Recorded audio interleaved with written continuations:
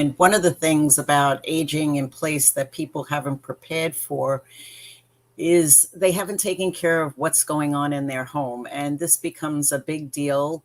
And it really is something that has to be addressed. So this is just your typical set of homes. And when we look at this particular home here, you'll see that the problems going on here. And I don't know if you're noticing it. If you look where the bushes are, there probably should be some handrails there, right? Handrails. So if you want to make any comments, you can feel free to do so. Here to answer your questions. I am a certified senior advisor and aging in place specialist, and that specialist is given through the National Association of Home Builders. And so when I'm looking at this particular entryway, not only do I see that there are no handrails here, if we were to be able to zoom in even closer, you could see that there were no doorknobs. So here you could use this ramp, perhaps instead of having regular handrails, if the person maybe had a wheelchair. The other thing with this type of a ramp that's important to know is that in many counties, if you are building any kind of ramp or anything that is attached to the home, you need to have a permit for it. Even if it's not attached to the home, you might need a permit. And usually with these temporary type of ramps, you don't need a permit. So you do want to check with your local building department to make sure that these are indeed usable. And these are usually pretty well built and pretty easy to attach to the building. So going back for a second, if you look here, you'll see we have a doorknob. You don't see any handles sticking out or anything. And that's because this is actually a round doorknob. So when we come here, here's your round doorknob, right? These are the traditional doorknob. Now, the issue with this is that a round doorknob can be very difficult for someone who has arthritis to open. You know, you're trying to grab it and the hand is slipping and you really can't squeeze your hand onto the doorknob. So there are other types of doorknobs that a person could get. And so you see this one here is actually a handle, and that's a lot easier to grip. Now, a lot of people from time to time, I know I've done it, I misplace my keys and then I can't get into my house. So for seniors, something they might consider using is either a wireless remote door lock or one with a combination. Now, these are different locks. They could have a combination and they could be wirely operated, or they could be operated with, you see a key fob there. So the wireless ones are really good if you're, constantly forgetting your keys, getting locked out, but they're especially good if something happens to you and you're inside the home and that door has to be unlocked. You could give the code to someone else, maybe a son or daughter and someone you trust a lot, and they would be able to unlock that door so that if you, let's say, had fallen and you could not get up and now the ambulance service comes, but they can't get in the door, and then they have to break your door down to get in. The trouble with that is when they take you off to the hospital, now your apartment or your home is left unsecured. So this type of a lock, it's not the cheapest out there. They can run a couple of $100s, and you probably will need a locksmith to hook it up. It does need to be connected to Wi-Fi if you buy the one with Wi-Fi. So that means you have to have internet service. So these are really, really good to have. Okay, now we've entered the home and we're in the living room, and you might see that there is a coffee table here, and we've got our couch, and there's a couple of things that could be done to perhaps make this a safer situation. The first of which would be to remove the glass from that coffee table. It looks like it's an insert. So you might be able to get even a piece of nice plywood that can be stained or even painted to the same color and put that in there instead of the glass. Or if you're in a position to buy a new coffee table, then you could buy a new coffee table. Now with this couch, the couch looks very plush. I don't see any arms on it whatsoever. So sometimes a senior would most likely, if they were sitting on a couch, want to sit with is an arm, because they're always, not always, but many times looking for some place to be able to grab to get up. And so without an arm on the end of that couch, that might make that a little difficult. Also, it is very plush. And so if you were to sit in that couch and you kind of sink down in it, the trouble is you get this, if you're looking at me now, you do this rocking kind of motion to be able to get out of the couch, and rocking, and then we go to get up and maybe the person falls over because they've been rocking and now they've got that motion going on.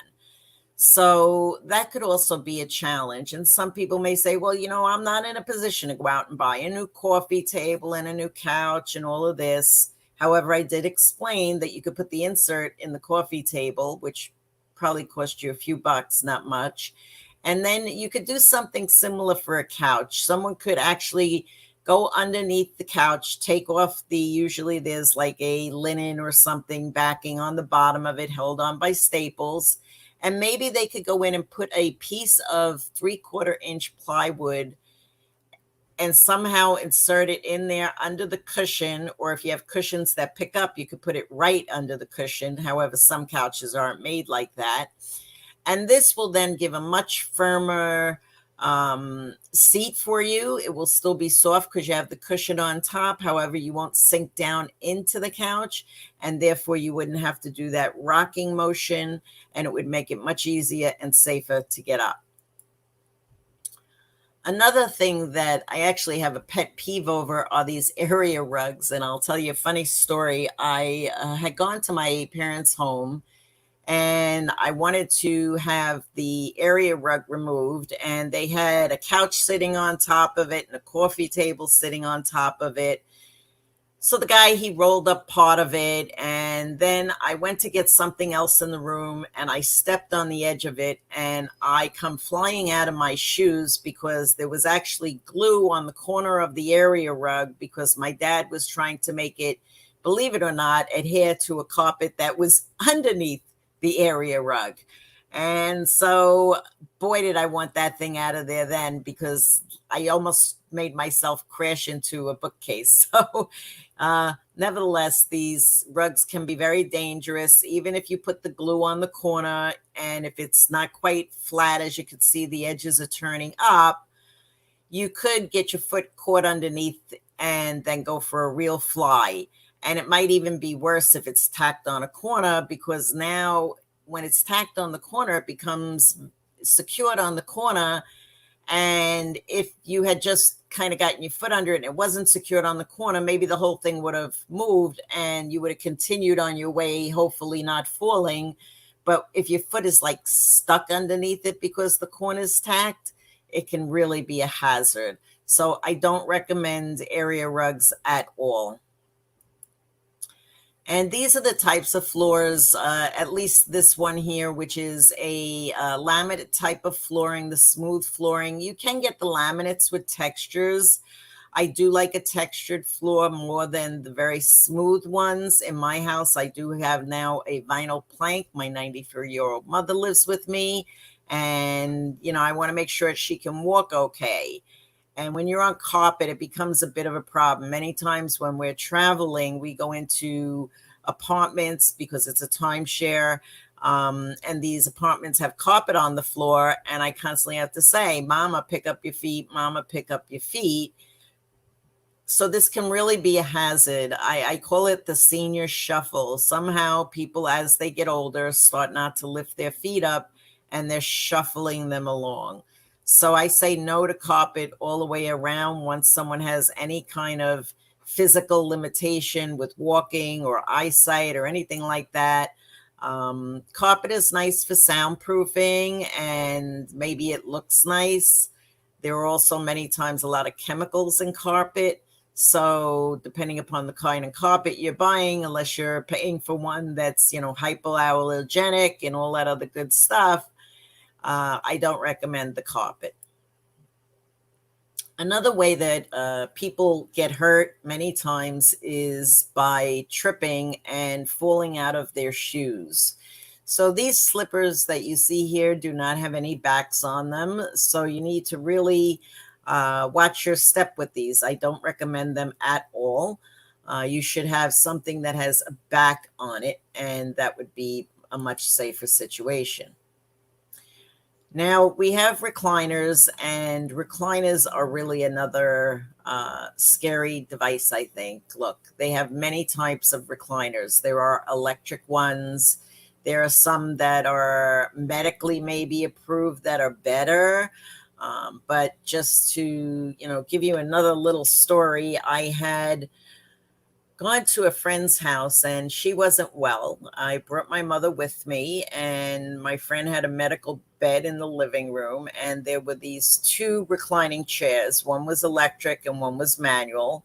I sat in the manual one. My mother was in the electric one, and I didn't think anything of it. I was sitting there with her. Now, I'm a person that has taken these classes, and this is how easy it is to really get tripped up on something. You have to examine your home and really try to use things and test them out and think, what would a person with dementia do? So what my mother did, I had gotten up, I had gone into the kitchen to make everybody lunch.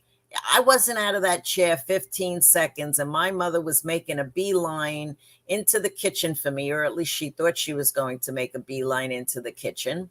And what happened was that she tried to get out of the chair. It was electric.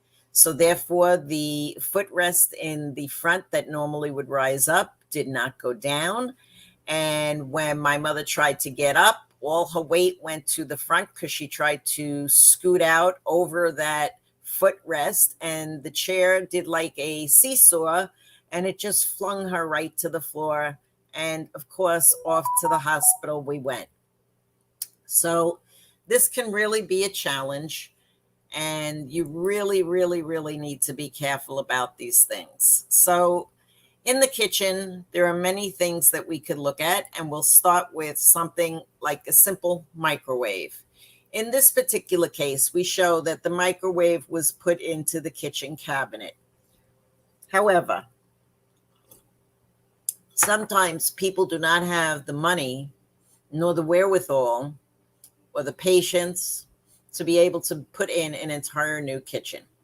So what you could do is you could get a cart and put that microwave on a cart if it's now on a higher shelf. I noticed that many times people have microwaves and they're on a high shelf, and that becomes a problem, especially if you're heating up something like soup, because if you tilt the bowl a little, you end up wearing the soup. And yes, I have managed to do that as well. So you see in this particular kitchen, they've tried to make it accessible so that the person with the wheelchair can actually get underneath and be able to wash the dishes. However, if you notice down at the bottom where the front wheels are on the wheelchair, there is a floor molding, a cabinet molding going across the bottom there, and it is blocking the wheel from going fully under. So there shouldn't be anything obstructing underneath the cabinet so that the person can roll in and roll out. And then there are also many types of other devices that people can get. This one on the right shows a Lazy Susan. And so that makes it easy to get spices without having to kind of bend down and crawl inside of the cabinet. And there are also many other kinds of cabinets where you can pull a shelf down or you could pull a shelf out. And I highly recommend those as well. This section of our presentation today covers lighting. And it's something that you might not be aware of until you sit in a room and you say to yourself, gee, I feel like I'm inside of a cave or something. And that's many times because in New York City, a person might be living with a building right next door, which of course limits the amount of light exposure that might come into a room. So with that, you could change your light bulbs and change the whole situation. And so here we see a sample of a warm light as well as a daylight. So daylight's going to give you plenty of bright light to be able to see. This is very good also for people with Alzheimer's, and they have something where in the afternoons they call it sundowning. And so it's believed that these lights can actually help to also change the mood. So it's not just about seeing, it's also about mood altering, right? Now, I wouldn't necessarily recommend a daylight bulb at night in a bedroom. So in that case, that's when you would use the warm lights. Maybe you have more than one light in that bedroom, depending upon what the situation is for the person. You know, are they spending time in that bedroom, or are they spending time maybe in another room? But if they're spending quite a bit of time, then there probably needs to be a daylight and a night light, or a warm light and a night light at night. In case they should get out of bed by themselves, you want to have some type of lighting there. And then in the bathroom, oh, there's so many things. This is like, the bathroom is one of the biggest danger zones for people in the home. And that, of course, is because there's water involved, and water makes things slippery. And so this particular photo that I'm showing you is of a bathroom that honestly no senior should have to use, because if you tried to get into that bathtub, even if you weren't a senior, you might slip and fall, because you've got to get out, put your foot over the threshold of the bathtub, and then there's another step. And if it's wet, you could easily slide. So number one, I would get rid of that bathtub. And then if you look over at the sink, there's a single lever knob above the sink. And that, it can be okay. It's better than having two knobs, but the ultimate might be to have a sensor there. And with a sensor, the beauty of that is that you can set the temperature ahead of time. A person, especially who has dementia, is not going to be aware enough to control that temperature on the handle. And so they might actually turn it all the way to hot and could literally scald themselves. As a person gets older, their skin tends to get a little bit thinner. And with that, you know, comes a lot of other challenges. And so one of them here is actually getting burned. So I recommend the sensor. And then I do not see where the shower head is for this particular tub. Maybe they don't have one. Maybe they have a shower elsewhere. But we'll look at some of the different ways in which you could have a shower there. Now, for the, I do recommend a shower or one of those walk-in tubs, but a shower might even be better, especially if a person is wheelchair bound. And the shower, when you're installing one, you might think about not having a lip at all on the shower. Just make sure it's pitched enough so that you have the water running back toward the drain. But the beauty of not having a lip on the shower is that if you had to roll a wheelchair in, you wouldn't have to then contend or fight with that lip, or get the person over the lip to try to turn them around. You might be able to wheel them into the shower, and then maybe you have a chair that's specifically designed for the shower.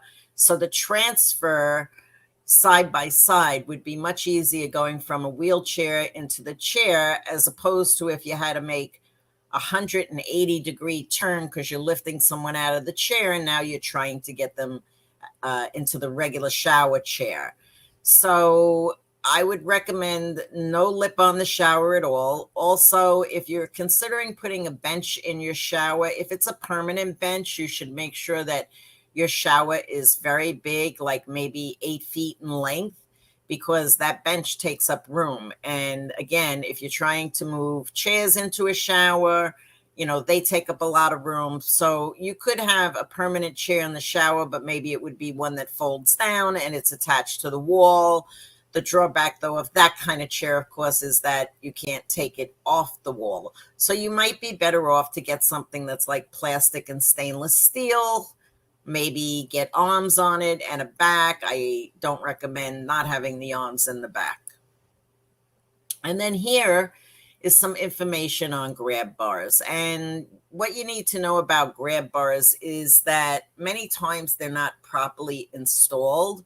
If you're building a new bathroom and you don't know where you're going to put the bars ahead of time, what you should do is have the contractor put into the wall a 3/4 inch piece of plywood so that no matter where you would attach that grab bar, it would have something good to attach to. And when you're trying to put a screw into like a cement backer board, that disintegrates. So it's not really a good material to be able to have as your backup behind the tile. And then you see in these photos here, one of them is kind of like a suction cup. And those are not good at all. I've tested them out. I don't recommend buying them. When you pull on them, they can come off of the wall. It's almost like it's not a good thing. I don't recommend it. If it's something you maybe wanted to take with you because you're on vacation or something, but I recommend pulling really hard on it before you're really putting your weight on it, just pulling on it to test it, not for the purpose of holding you up.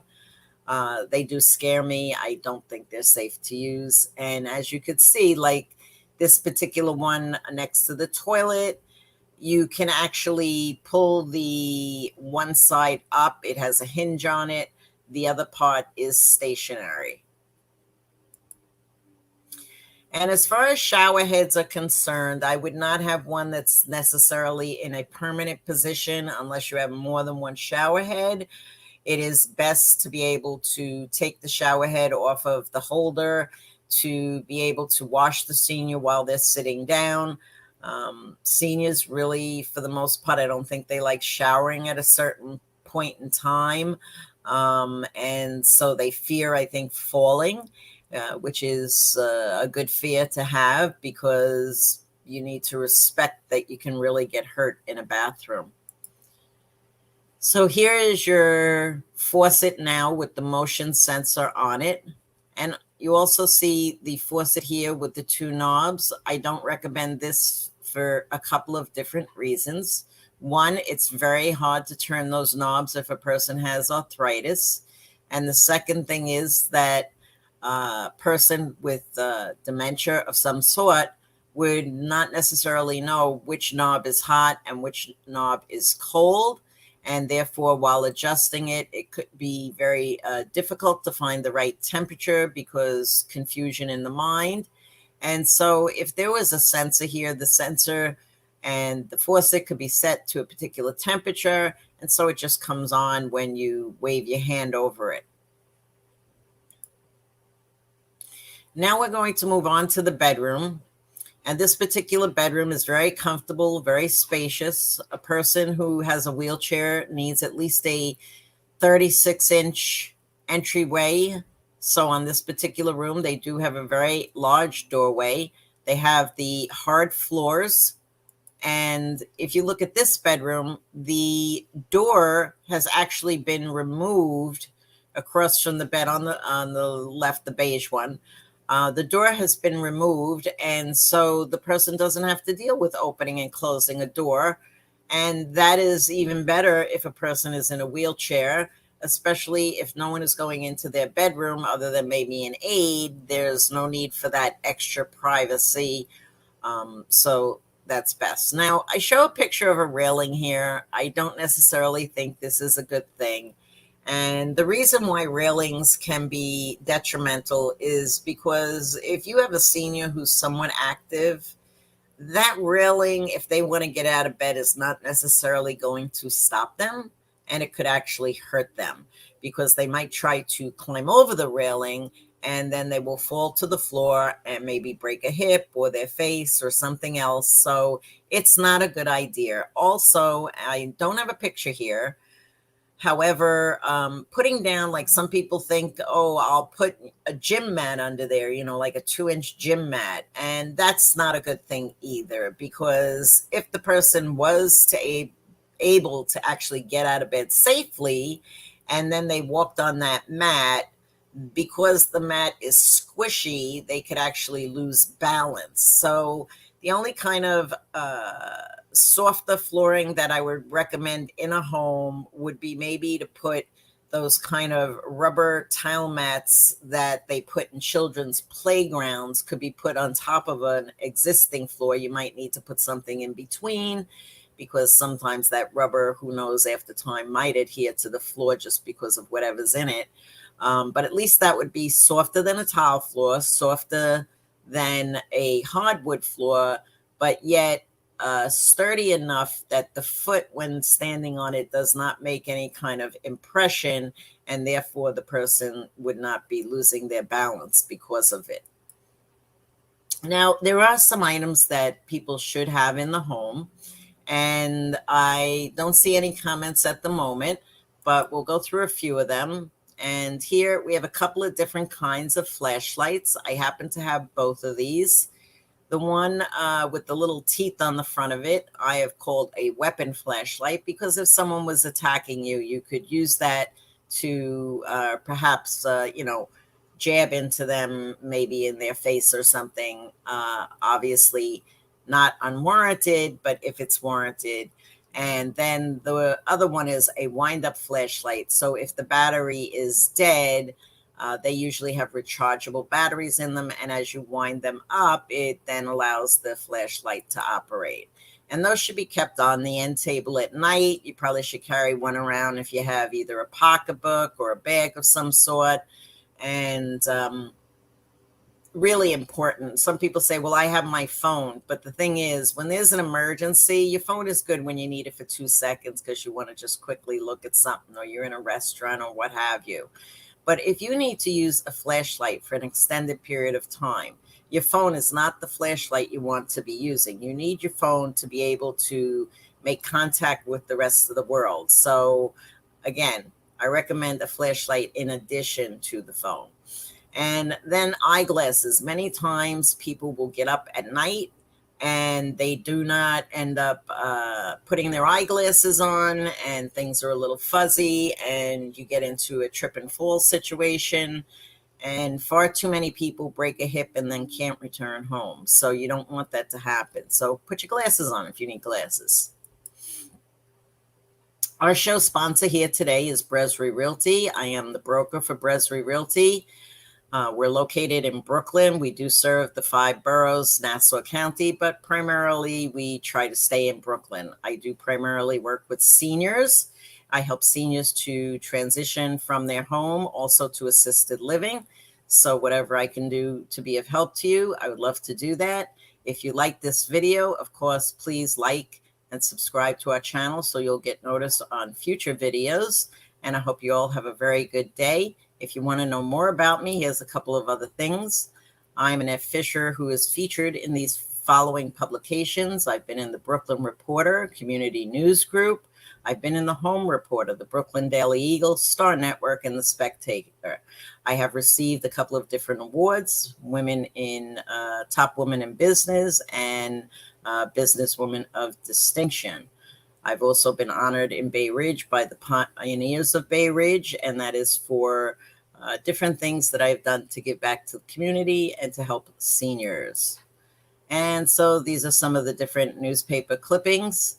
And again, if I can do anything to help you, please feel free to give me a call. You can reach me at 347-291-7479. Have a great day, and thank you.